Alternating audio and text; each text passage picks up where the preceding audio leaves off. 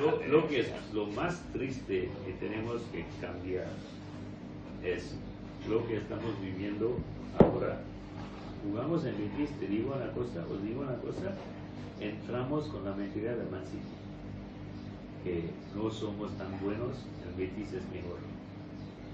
Sí, sí. Muy reciente. Es que es verdad, Muy es reciente. verdad. En Siria esta noche, ¿por qué no cerramos el partido? Podríamos ganar.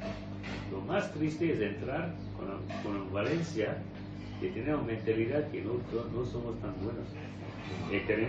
Tenemos plantilla este año, pero si sigue como así, con problemas financieros, cortamos. Yo voy a cortar el equipo, no tengo otra opción. Pero seguimos con así, el Valencia va a bajar. Esto yo no voy a soportar. Esto nadie va a soportar. Valencia puede llegar a un momento donde mentalmente está inferior a Betis.